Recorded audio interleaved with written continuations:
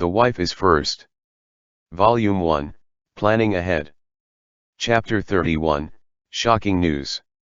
Jing Shao placed the person in his arms onto the bed. He could feel that he was slightly trembling, so he placed kisses on his cheek to appease him before he lifted his hand and pulled down the bed curtain, remembering what Xiao Yuan had said that being in a dark environment would lessen the male wife's nerves and embarrassment. The lighting on the bed became darker in a split second. Mu Hanjiang slowly opened his eyes, then quickly closed them again, yet his body was no longer as tense as before. One warm hand threaded through the hair at the top of his head, stroking him lightly. A gentle as water kiss landed onto his forehead, moving across the tip of his nose seeking his lips. They were tenderly touched, then probed at, gradually turning into a soft sucking motion, which then turned into nibbles and gentle bites. Jing Shao felt the person in his embrace was gasping, somewhat breathless. He slightly propped up his body. Borrowing the weak light, he saw that under him, the lapels of his wife's clothing were falling apart, his long hair was scattered loose, his handsome face was slightly red and he was panting for breath. It was such a beautiful sight that it couldn't be replicated. Mu Hanjiang's snowy white inner clothing was pulled away, exposing a lustrous and smooth as jade chest, though the sleeves of his robes were still on his arms, half covering them as if he were hiding them, enhancing his alluring appearance. Jing Shao looked at the beautiful scene in front of him and felt how his mouth had gone dry. He leaned over and sucked on a small bud. Ah! Mu Hanjiang was stimulated until he let out a whimper, then he immediately pursed his lips tightly. Jing Shao glanced at his bashful wife, then lowered his head and continued to sample the little bud that had already been bullied until it turned red. Simultaneously, he reached out his hand to pinch the other one, lightly twirling and pressing on it, gradually increasing the pressure. Ah! Ah! Mu Hanjiang's body shivered and he couldn't help but open his eyes. He looked towards the top of the canopy to divert his attention, to prevent himself from producing such shameful noises. Somehow, the person on top of him seemingly could see his intention and increased his torments on those two pitiful buds. He was even using his teeth to hold them in his mouth and lightly pull at them. Ah, Noung! Mu Hanjiang reached out his hands, wanting to push him away, yet his wrists were captured and pinned above his head. Jing Shao placed kisses down, following along his chest, kissing upwards to his chin, then he bit down on a cute little ear, pressing down the wrists that were trying to resist with one hand while his other hand was caressing his extremely sensitive lower abdomen, tracing circles on it and lightly gliding across. Then he took his lightly calloused hand and he snuck his way into the soft silk undergarments as if his hand were like a swift serpent. Mu Hanjiang twisted his body, yet was unable to escape from this agile hand as his hardened root was grasped with one move. Suddenly, he didn't have the strength to resist anymore and could only look towards the person who was bullying him with his pair of beautiful eyes. Jing Shao watched as his wife looked at him dolefully and his heart immediately melted into a puddle of water. He released his wrists and lowered his head to kiss those lips that had been bitten until they were swollen. He had him held onto his neck and used both of his hands to free himself of his undergarments. Then he felt about the bedside for a bit and then grabbed an exquisite white jade box. When Mu Hanjiang saw the thing in his husband's hands and his handsome face that was originally suffused with peach blossom pink immediately turned completely red. Jing Shao lightly laughed and kissed him. This is tribute from Jiangnan. No matter how much money you have, you wouldn't be able to buy it. Opening the white jade box, the perfumed balm inside was crystal clear. It was clearly even more rare and precious than the highest quality fragrant ointment in the Emolian establishment. Scooping out a bit of the delicately fragranced balm onto his fingertips, Jing Shao reached over to that place that he had already been desiring for a long time. Mu Hanjiang bit his lower lip and closed both eyes, his long and delicate eyelashes couldn't help but tremble slightly. Jun Qing, look at me, Jing Shao couldn't bear seeing him like this. Thus, using his other hand to stroke his lips, he rescued that pitiful lower lip. Don't bite yourself, and also don't restrain yourself. If it hurts then tell me, N. Mu Hanjiang opened his eyes and saw that Jing Shao's handsome face was suffused with sweat and his beautiful eyes were filled with gentle warmth and tenderness. It came to his mind that this person wouldn't hurt him. With that, the fear in his heart gradually faded away. He let go of the lower lip he was biting and slightly nodded. The slender fingers with the refreshing lubricant softly rubbed and kneaded for a short period of time, before slowly pressing inside. Ah! Mu Hanjiang's head fell back, and he gripped the bed sheets under him.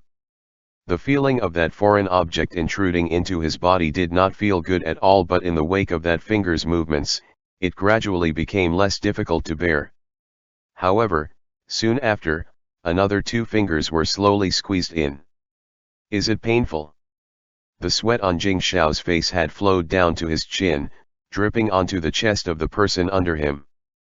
Mu Hanjiang nodded, then shook his head. That kind of scorching heat made him feel numb and tickly, but he couldn't determine whether it was painful or not. Seeing the person below him had already gotten used to 3 fingers, Jing Shao couldn't bear it anymore. He pulled up that pair of slender legs and he carefully pushed himself in. Mu Hanjiang smothered his groan and afterwards did not make any more sounds. He gripped the bed sheets under him tightly, so much so that the joints on his fair fingers turned pale as they trembled slightly. It took him a while to recover from this. Then he threw his head back as a single clear teardrop slid down his face from the outer corner of his eye.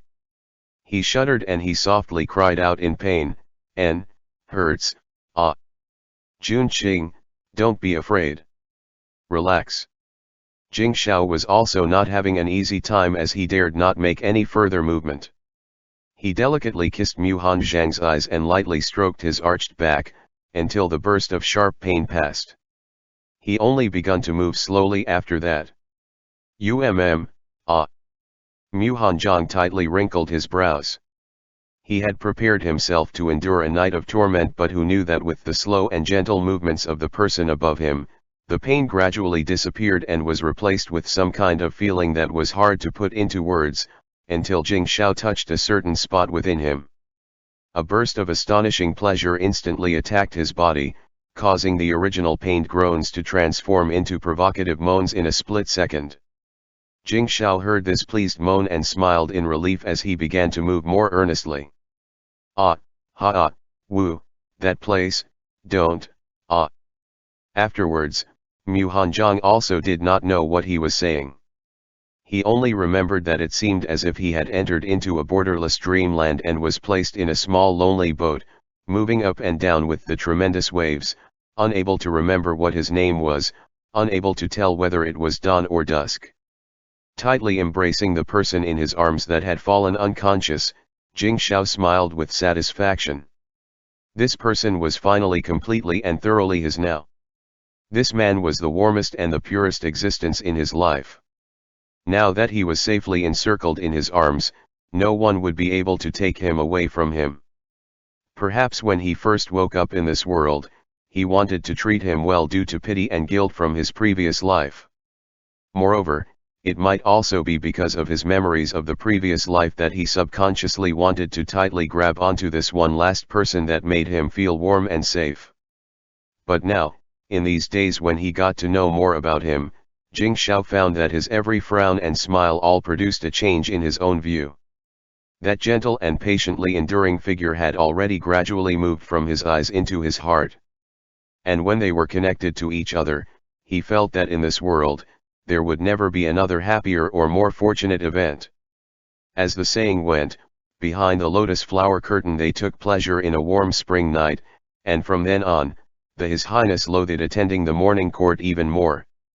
Mu Hanjiang had a habit of waking up on time and couldn't help but wrinkled his brow. He felt so exhausted. It was as if he hadn't slept for the entire night. His waist and the place between his thighs were extremely sore and he couldn't help but quietly groan.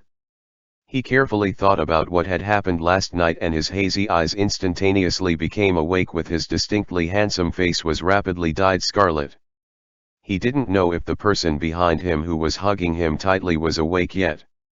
Mu Hanzhong closed his eyes with the intent to continue sleeping, but after waiting for a long time and realized that the person behind would not wake up on time, he got afraid that he would be late to the morning court. He could only use his elbow to poke that rascal who was continuously sleeping soundly. N. Jun Cheng. Jing Xiao groaned and gathered the person in his arms even closer. He rubbed his face against his soft and long hair, then continued to produce slight snoring sounds. "Your Highness, it's time to get up." Duo Fu was standing outside the door. Seeing that even after waiting for a while and there were still no sign of movement within the room, he could only knock on the door. Not going today." Jing Xiao was woken up by the noise and was very unhappy about it. "Recently the court hasn't been very peaceful, so don't be willful." Finding no other choice, Mu Hanzhong could only pull the arm resting on his shoulder away and turned over to push him up. Jing Xiao unwillingly opened his eyes and saw his wife was slightly wrinkling his brow, exhibiting a weary but handsome appearance. He looked distractedly for a moment, then the corners of his mouth gradually drew back. He hugged him again and placed a kiss on those slightly swollen lips. "I'll go to court, but you should sleep longer." Seeing him smile so hard that the corners of his mouth almost touched his ears, Mu Hanzhong couldn't help but glare at him. As he was getting angry, Jing Xiao placed another kiss on his wife's cheek, before flipping himself off the bed to get dressed, all the while beaming with smiles. Before leaving, he didn't forget to help tuck the person on the bed in and put down the curtain. Then, feeling broken-hearted at having to leave, he reluctantly walked out of the inner bedroom. *******. His Highness' mood today is pretty good." Jing Xiao ran into Xiao Yuan at the entrance to the court hall. Taking in Jing Xiao's countenance of a face flushed with pride at his success, Assistant Minister Xiao couldn't help but comment and ask. "Assistant Minister Xiao." Upon seeing Xiao Yuan, Jing Xiao dragged him over and exclaimed, "I really don't know how to thank you. How about this, tomorrow, I'll invite you out to drink." "Since you're saying this, I presume that His Highness got what he wanted." Seeing Jing Xiao so pleased with himself, Xiao Yuan suddenly felt it was an eyesore. "Thanks to those methods you've shared. It is indeed very effective." Jing Xiao laughed naughtily and used his elbow to poke at Assistant Minister Xiao's waist. "Of course, if you listen to me you will never go wrong." Xiao Yuan laughed dryly a couple of times, although, with how the situation is for the past few days, it's better for His Highness not to bring such a happy expression into the court. Upon hearing this sentence, Jing Xiao suddenly snapped out of it. His eldest brother was still in a life-or-death situation, so he must not wear a smile during court session. He quickly thanked Xiao Yuan for the reminder and switched into a serious expression. Then he took the initiative to enter the court first. Xiao Yuan looked at the back of Jing Xiao's figure somewhat dejectedly and lightly sighed. It would be great if his wife could become as gentle and agreeable as the prince consort Cheng sometimes. He stealthily rubbed his aching waist as Assistant Minister Xiao resentfully huffed, today letting him wear emerald green was already taking it easy on him. "I should have made him wear goose yellow." *******. Mu Hanzhong slept on and missed breakfast. His Highness had made it clear that the servants were not to disturb the prince consort, so the servants of the east courtyard did not dare to rouse him. Duo Fu, with his wrinkled steamed bun-like face, went back and forth to deal with matters on behalf of the soundly asleep prince consort, handling the inner court's trifles. At the same time that day, the Empress officially began the selection of a princess consort for the fourth prince. She had the wives of the dukes and marquises with eligible daughters to take turns with a token to enter the palace.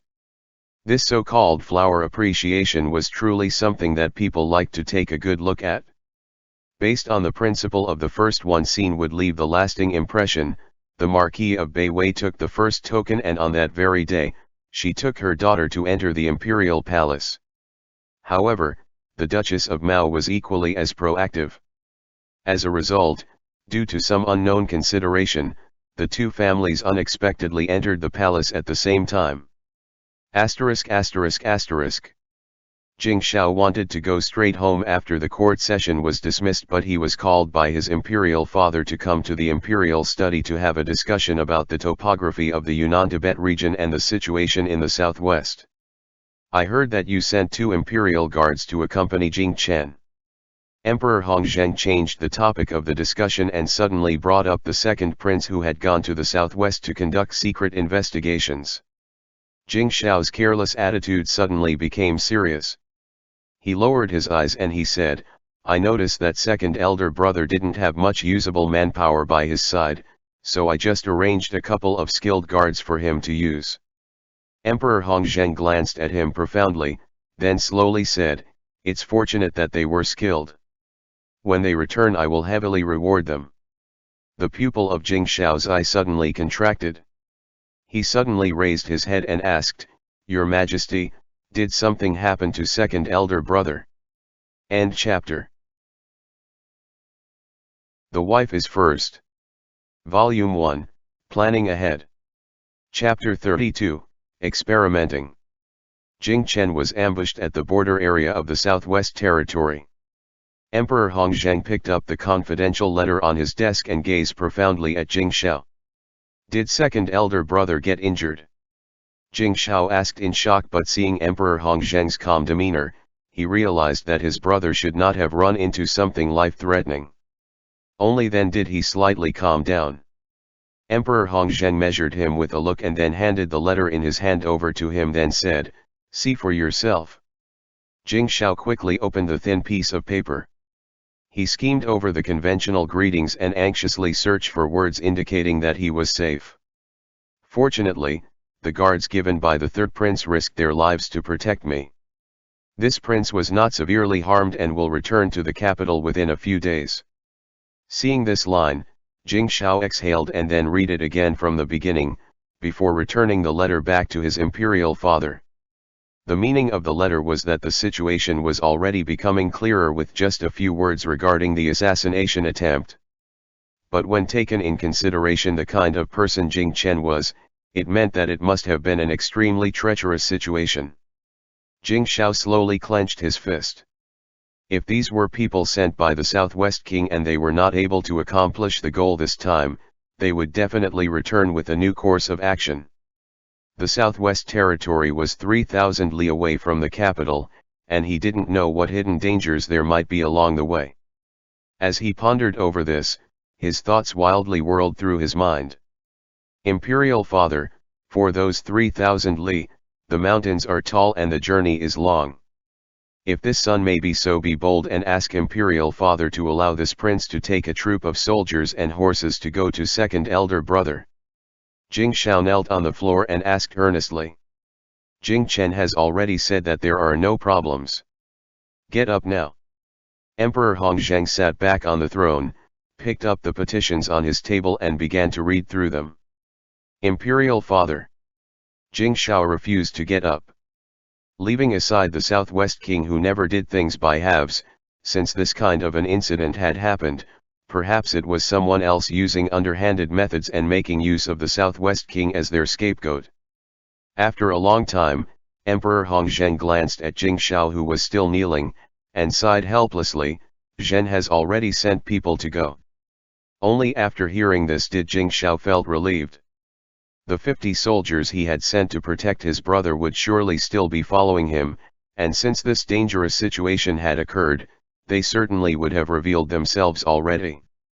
In addition, there were also the men sent by his imperial father. So, unless some soldiers and horses were brazenly dispatched to chase the group down to kill them, they should not meet any more danger. Jing Shao came out of the imperial study and ran into An Xian, an elder eunuch who was Emperor Hongzheng's closest attendant, with a young eunuch who was holding a tray with tea. It seemed that they had just come from the tea preparation room. Seeing Jing Shao, they quickly bowed in greeting. And Gong, Jing Shao politely smiled. Even after so many years, and Gong still preferred to do things by himself. One must not be the slightest bit negligent when it comes to His Highness' daily food and drinks. This servant is never reassured leaving it with these careless and sloppy children, so I must always watch over it. We let His Highness see such a poor performance. Perhaps because he was always constantly worrying, and Xian was not at all fat like how the old eunuchs normally was. When he walked, he did so in a vigorous manner. Outside the imperial study, there were many eyes and ears. It was difficult to inquire about anything, so Jing Xiao just said a couple more pleasantries and then left. Asterisk asterisk asterisk. He's almost 20 years old, but besides leading troops and fighting battles, he doesn't know how to use his brain to think about other matters. Emperor Hongzheng took a sip of the tea that Xian had steeped and said. Xian looked at the emperor's expression carefully and smiled as he said, "Doesn't your majesty like his forthright nature?" Emperor Hongzheng put down his teacup and drew back the corners of his lips slightly and replied, "He is actually an affectionate one." He did not tell Jing Xiao that the assassins all killed themselves after they failed to complete their task and that no other clues were found. If the first question Jing Xiao had asked today was as to who had made the assassination attempt, then he would not be able to escape suspicion. Fortunately, this son of his did not let him down. Despite often losing his temper like a child, towards his brothers, he never harbored any intention to harm them. When Jing Xiao came out of the palace gate, he saw two carriages heading towards the side door. He presumed that it was just some womenfolk entering the palace, and so he did not pay them any attention. He mounted Xiao He and made his way back to his estate. Asterisk asterisk asterisk. These two carriages actually belonged to the Marquis of Beiwei and the Duke of Mao. Quan Sui was ignorant and injured your heir the day before yesterday. This one wonder if he's a little better now. The Duchess of Mao smiled lightly, but the expression on her face did not have a hint of apology. This matter actually occurred a few days ago. Could it be that the Duchess only learned of it the day before yesterday? The Marquioness of Beiwei looked at her coldly. The heir of the Duke of Mao had injured Mu Lingbao, and things would not be smoothed over with just a few words, and yet, it had been so many days but not even a servant from the Duke of Mao was sent to come over. It clearly showed that their intent was to bully. As soon as they met, the two madams exchanged blows, a tit for a tat. The two young mistresses standing behind them also stealthily sized each other up. The palace maid sent by the Empress to oversee only looked elsewhere and did not speak. Asterisk asterisk asterisk. Jing Xiao returned to his palace before noontime. Once he entered the east courtyard, Duo Fu greeted him with a bitter face, "Your Highness, the prince consort has not woken since you left." This servant did not dare to call people to disturb him. Jing Xiao saw his plump and white face all wrinkled together and couldn't help but laugh at him. Then he said, "Didn't you take care of all the things in the inner household before? Wearing this kind of face, who are you trying to show it to? Your Highness doesn't understand. The inner household's affairs are managed by the prince consort so carefully and rigorously. The tasks for each day have increased by so much more than before. This servant's head hurts by just looking at the account book." Duo Fu really admired the prince consort. There were so many entries and transactions in the account book every day, but unexpectedly, everything was clearly organized. If there was a problem, then it could be seen with just a glance. Now the people handling things all did not dare to deceive them, and whenever an issue arose, it would be dealt with regardless of the importance. He dealt with these matters for the entire morning and felt as though his head was about to explode. "You are just accustomed to being lazy. Look at Xian Gong Gong, he doesn't have such a plump body." As Jing Xiao spoke, he had already reached the bedroom door. He waved his hand to stop Duo Fu, who still wanted to continue complaining, and quietly pushed the door open to go in. The windows in the room were closed to keep the light out. The light blue curtains were tightly closed and the bed curtain hid the beauty on the bed from sight. Jing Xiao changed out of his court uniform and slowly pulled open the bed curtain. The person on the bed was currently sleeping peacefully with one of his arm placed on top of the brocade quilt, exposing half a shoulder. Small red marks were imprinted on the fair skin, making it look extremely alluring. He climbed onto the bed and he slipped the cold arm back into the blankets. He lay next to him, gathering the blankets with the person in them to his embrace. Then, he placed kisses all over the soundly sleeping, handsome face. Mu Hanjiang wrinkled his brow and slowly opened a pair of beautiful hazy eyes. "Welcome back," his slow intonation, which had the slightly nasal sound of someone who had just woken up, was extremely cute. Jing Shao stole another kiss from those still swollen lips and embraced the man tighter in his arms. "Do you still feel uncomfortable?" Mu Hanjiang slowly became clear-headed. The tiredness of his body was already better, but his waist and thighs still ached. He looked up at the person holding him and moved his head to his shoulder, searching for a comfortable position. "My waist is still a little sore." Jing Shao was stunned. Is Jun Qing acting spoiled? After digesting this fact with great difficulty, Jing Shao immediately sat upward a little to let his wife lie on his chest. Then he massaged his waist over the quilt. With those powerful big hands kneading over the quilt with just the right strength relieved the burst of pain he was feeling, making him feel comforted. Mu Hanjiang could not help but narrow his eyes and secretly hooking up his lips at an angle that Jing Shao could not see. Brother was attacked by assassins. Jing Shao continued his ministration as he told Mu Hanjiang about the matters that he had learned that day. "Do you think it was the Southwest King?" Mu Hanjiang frowned and was silent for a moment before he said, "No." "Why not?" On the way back, Jing Shao carefully combed through his memories of what happened at this time in his previous life. At that time, he was fighting the southern barbarians in the Yunnan-Tibet region, but he was still aware of the major events that occurred in the court. He had heard nothing about an assassination attempt on an imperial envoy. There is something suspicious about the robbery of the tribute. The reason why the Southwest King would make no secret of it and inform the court is because he has long been clear about the circumstances in the Yunnan-Tibet region. Mu Hanzhang's gaze was collected as he spoke. He just wants to reduce his tribute, not exactly to start a war. Jing Shao's hands that were kneading and massaging paused. After going through everything that had happened recently, he suddenly understood. Because the Southwest is close to the Yunnan-Tibet region, the Southwest King knew the situation with the southern barbarians the most. He knew that when the imperial court decided to attack the barbarian, they would most likely ask him to send troops. Since he did not want to suffer losses, the Southwest King first found a reason to get his tribute reduced. If the court had him send troops, then they must take it as a condition. If they did not ask him to send troops, then he would just make up for any missing tribute. If the assassins were not sent by the Southwest King but by those two brothers of his who wanted to fish in troubled waters, then this was as good as dealt with. They would not dare to take any more risks once the envoy was out of the Southwest territory, as they would not be able to shift the blame to someone else anymore. However, if Jun Qing was able to see this, then his imperial father would definitely be clearer on the matter. Today when he was summoned to the imperial study, as he was pondering about this, Jing Shao couldn't help but start to cold sweat. His imperial father was testing him. When Mu Hanjiang saw him forcing a smile, he could not help feeling a bit distressed.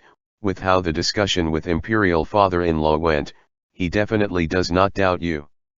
Jing Shao bowed his head and looked at the person in his arms, gazing at him with eyes filled with concern. He moved closer and kissed those beautiful eyes. "I'm all right." His imperial father should be better addressed as emperor father, as no matter what, he would always be an emperor first before he was a father.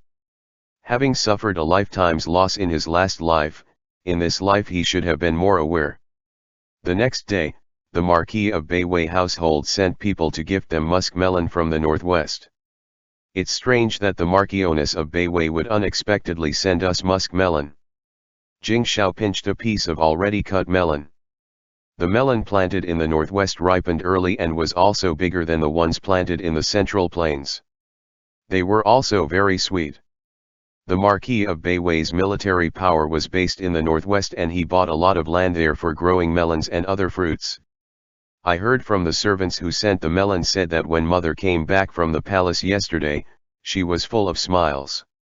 Mu Hanjiang handed him a bamboo skewer and unconsciously, when he spoke the word mother, he could not help but reveal a bitter smile. The empress bestowed the Mu family's young lady with a pair of jadeite bracelets, but only bestowed an embroidered purse to the young lady of the Duke of Mao. Madame Du probably felt that the position of the fourth princess consort was most likely secured by her daughter. Just by chance, the muskmelon from the northwest arrived at that time. Because she was in a good mood, she sent some to them. How do you know that? Jing Shao saw the glance that his wife gave his wet fingertips, so he could only wipe his hands, then switch to using the bamboo skewer to eat melon. There's this loose-mouthed third aunt of ours, so by now, everyone in the Marquis of Beiwei's estate already knows about it. Mu Hanzhong sighed. The servants who sent the melon were familiar with Lan Ting. When they saw her, they began talking enthusiastically about this matter. If things continued like this, he was afraid that it wouldn't even take 3 days and the whole capital would know that the Mu family's young lady would most likely become the fourth princess consort. Your third aunt is a real character. Next time I want to spread a rumor about Jing Yu, we'll just let her do it for us. Jing Shao couldn't stifle his laughter. This third aunt must truly have some grudges against the Marquioness of Beiwei. Saying nonsense again, Mu Hanzhong shook his head helplessly, but thinking about it, perhaps the third aunt's actions were really intentional. If Mu Suzi was married to the fourth prince, then it would still be fine. At most it would only cause people to say that the Marquioness of Beiwei loved to brag. If she was not married over, then the Marquioness of Beiwei would really lose a lot of face. End chapter. The Wife is First. Volume 1, Planning Ahead. The Wife is First. Chapter 33, Position. It wasn't until 2 days later that the Marquioness of Beiwei realized from the veiled congratulations of the other noble ladies who dropped to visit the Marquis of Beiwei estates that the entire capital had learned all about it. She was extremely angry but powerless to do anything. She could only call the third aunt to come before her and scold her fiercely. Elder sister, this cannot be blamed on me alone. The third wife sobbed and wailed in a slightly sharp voice. Was it not because I was happy for Suzi? I only talked about it with the few maidservants by my side. Moreover, there were several people present on that day and not just me. Why am I the only one being blamed? You still dare to say that? I made it clear so many times that day not to disclose anything publicly for the time being, because even if one is confident of success, things could still happen. But, you're really something else. Once you went out, you started talking about it as if you were afraid that other people wouldn't know about it. The Marquioness of Beiwei trembled with anger. Whether they succeeded in this matter or not, it was still certain that she would lose face. She was just afraid that if the Empress caught wind of this, she would feel that the household of the Marquis of Beiwei was devious and would thus dislike Suzi, which would result in this matter falling through. The third aunt stopped crying when she heard this and her face immediately became cold. Sister-in-law, even if I was in the wrong in this matter, you still shouldn't use such a tone to lecture me. There was no distinction in the rank between the wives of brothers, and third aunt just couldn't bear to see how pleased Lady Du looked. Her own husband was also a son of the old Marquis, so how come Suzi could marry a prince but her daughter couldn't? The squabbling within the Marquis of Beiwei's household really turned into an uproar when the young lady of the Duke of Mao family entered the imperial palace again after a few days later. It turned out that the embroidered purse which the Empress had given her was filled with jade tablets for entering the palace. ******. The illegitimate son of the Marquis of Beiwei is already married to Prince Cheng. Now they also want to marry their daughter to the fourth prince. How can there be such good fortune in the world? Duchess of Mao said to the Countess of Yongchang. Isn't it because she's afraid that the illegitimate son is too smart and will threaten their heir, that she's rushing to marry her daughter off? Now this one's good, she had just picked up a rock and dropped it at her own foot. The Countess of Yongchang said with a smile, our two families will become even closer in the future. That's just how it's supposed to be. In the future, there will be even more reasons to go to your place and play mahjong. Duchess of Mao also laughed along. The Count of Yongchang was the Empress's younger brother from the same mother. If the Duchess of Mao's young lady married the fourth prince, the two families would be tied closely together. Today, the Marchioness of Dingnan had invited the wives of the officials to come and appreciate her peonies which had bloomed.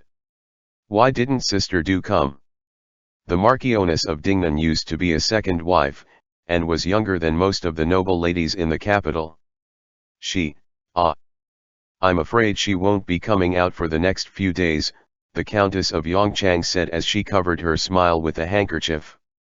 Did the second princess consort visit her mother's house recently? The Marchioness of Dingnan smiled and said, she has many things to do in her household, so I didn't call her over today. Knowing that they were curious for any information on the second prince, the Marchioness of Dingnan didn't intend to say too much about her family's affairs and changed the subject after a few sentences. After discovering that Duo Fu could handle the matters of the household by himself, Mu Hanjiang gradually began to relax. Having tasted sweetness, Jing Xiao became even more excessive. He wrapped himself around his prince consort every night, propositioning him for pleasure until Mu Hanjiang couldn't bear it anymore. Only then would Jing Xiao calm down for a few days. As a result, Do Fu could only wrinkle his steamed bun face every day and handle the pile of things that was callously left for him to manage. Brother definitely won't travel at night. So, perhaps he'll arrive in the capital tonight.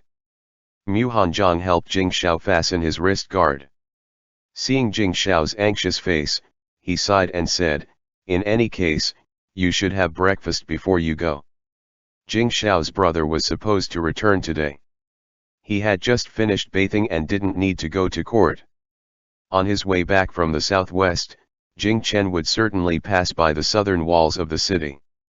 Jing Xiao wanted to meet him there, and on the way, he wanted to go to the east of the city and have a look at that arid forest. Since Jing Chen had still been in the neighboring province yesterday, he wouldn't be returning too early today. Jing Xiao reached out to help his prince consort straighten the tassels on his crown. He smiled and said, all right, I'll go after I have eaten something. Then I'll be going to the Marquis of Beiwei's residence today. Father wants to talk to me and asked me to come over when I'm free. Jing Xiao had taken an afternoon nap yesterday without care for the time, which also caused Mu Hanjiang to sleep for the entire afternoon, so he hadn't been able to go visit his natal home. When he thought of this, he couldn't help but glare at Jing Xiao again. Upon catching the glare that his wife gave him, Jing Xiao lowered his head and bit one of his wife's ear for no clear reason. Ugh! Mu Hanjiang hurriedly pushed him aside and looked left and right before exhaling in relief. Fortunately, in order to have the pleasure of helping his prince consort get dressed, Jing Xiao had driven all the maids out in order to revel in this delight. Jing Xiao rode Xiao He to the eastern suburbs first, easily circumventing the piles of rubble and various trees as he entered the depths of the barren forest. A group of soldiers was leveling the land with hoes and hammers. There were only 20 to 30 people working there, so their progress was very slow. Your Highness. Renfeng saw that Jing Xiao had come and put down the hammer in his hand to welcome him. There are too few hands. If we need to level out this plot of land, I'm afraid we won't be able to finish it even by the end of the year. Don't worry. Jing Xiao dismounted and climbed onto a tall stone. He surveyed the surroundings as the arid forest filled his vision. Don't touch these trees. After saying that, he jumped off the stone and mounted his horse again. As His Highness commands. Renfeng reached out a hand to support him, but Jing Xiao dodged it. Looking around at the circle of new soldiers whose heads were bowed as they worked, Jing Xiao said quietly, if anyone leaks even half a word about this matter, there will be no forgiveness. Kill them right away. After sending Jing Xiao off, Mu Hanjiang went to the Marquis of Beiwei residence. Once he entered the residence, he noticed that the atmosphere inside the residence was filled with tension. All the servants were unusually quiet, their heads lowered and their gazes contained. The head steward took him directly to the Marquis' study. His father, Mu Jin, was writing a large character. The powerful writing seemed to penetrate the paper. Mu Hanjiang looked down and saw that it was the big character for strong. What difficulty has father encountered? Mu Hanjiang carefully looked at the angles in the writing of the character and saw the struggle and confusion in the heart of the calligrapher. What were you able to see? Mu Jin saw him read the character he had written and looked up at him. Mu Hanjiang withdrew his gaze and said, "Father has always been decisive. This hesitation seems to be over a matter of great importance." Mu Jin put the brush into a container to wash it and sighed.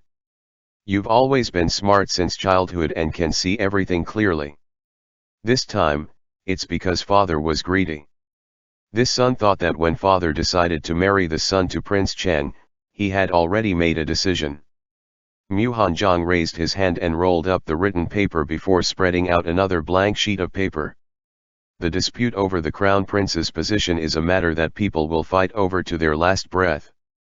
How is it possible to appease both sides? Taking a brush from the brush holder, he dipped it in ink and gave it to his father with both hands.